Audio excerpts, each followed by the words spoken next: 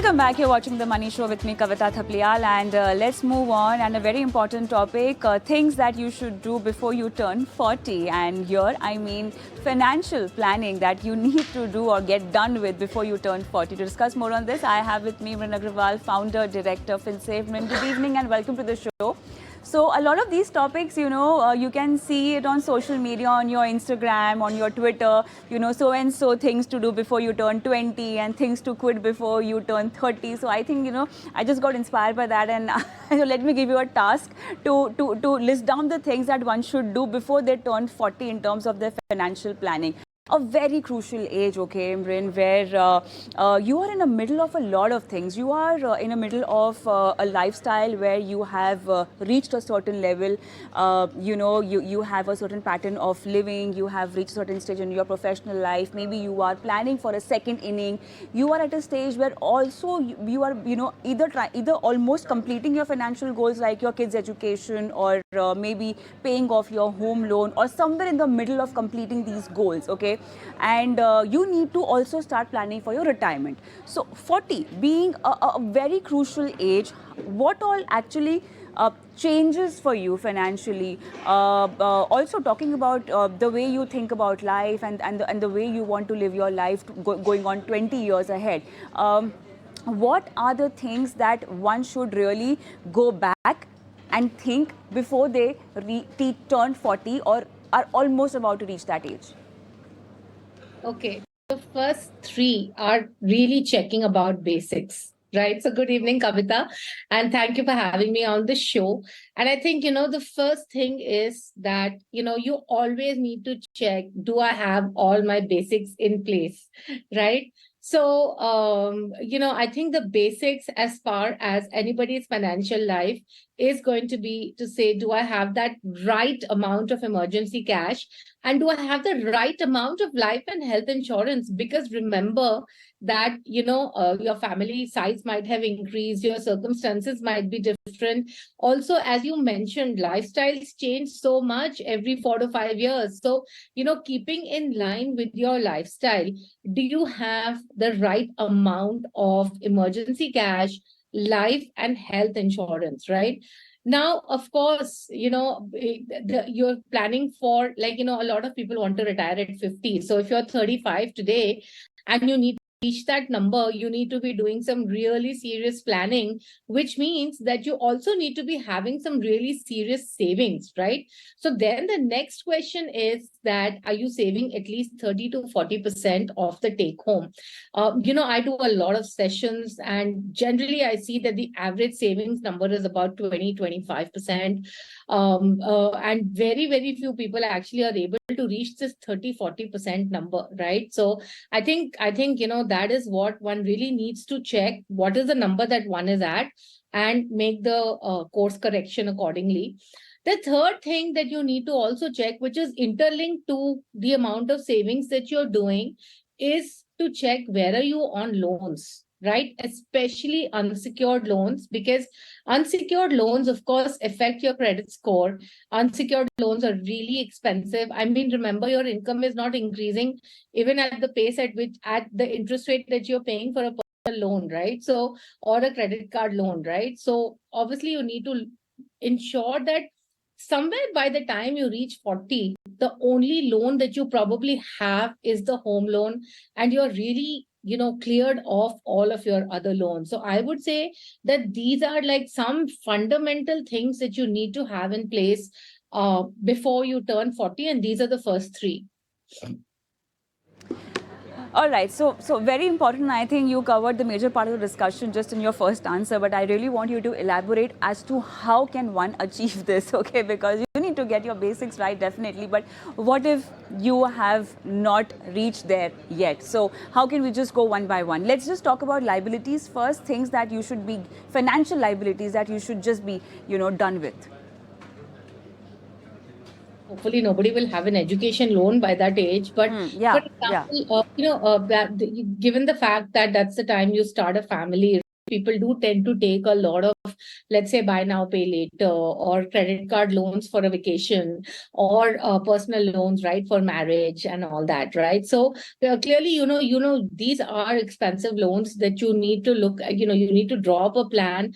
First of all, it really means that you need to go on a complete financial detox, spending detox especially, and you need to be trying and saving as much as possible so that you can look at repaying off these particular loans. There's really no other way around it. All right.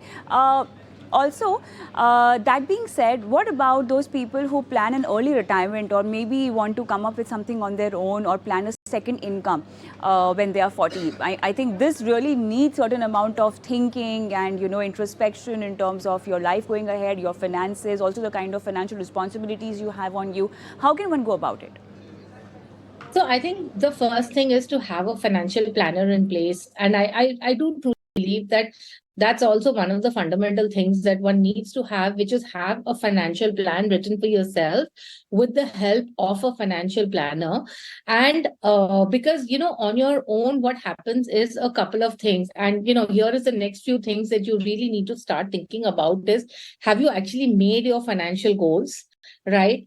And is it, are the goals defined properly, right? So, just to give you an example, what happens is that somebody has a goal that I want to save for my child's education, and they feel ki, okay, based on today's cost levels, I think I need about 20 lakh rupees. But actually what happens is that they don't take into account inflation, right? And with inflation, that amount 10 years down the line is actually going to be 35 lakh rupees, right? So what happens is that they actually end up investing the wrong amount. So I feel it's really important that, point number 4 and 5 be that, you need to ensure that you have thought about your goals very clearly and taken inflation into account when you are saving for those goals. Now, coming to retirement, right? So again, the earlier that you start saving for retirement, the better it is, because the amount that you need to invest is going to be lower, right? So let's take an example of a person who is having expenses of 1 lakh rupees per month. Okay. And let's say this person is 35 and wants to retire at 60.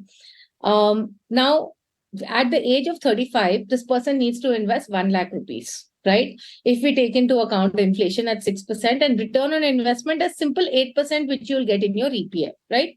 But if you delay this investment by 10 years, so if you don't start at 35, but you actually start at 45, then the amount that you have to invest is much higher. It's around 1,65,000 rupees, right?